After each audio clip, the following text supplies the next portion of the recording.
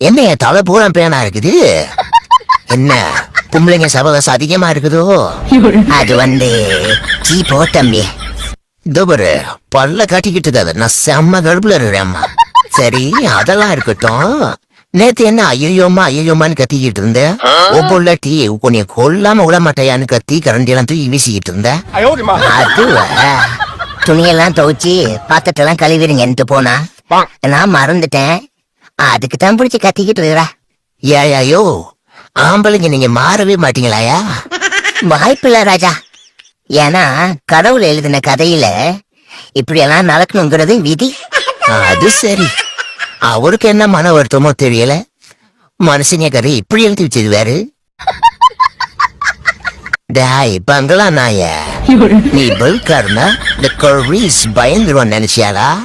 என்ன பார்க்கும் போதெல்லாம் பயத்துல உச்சா போறது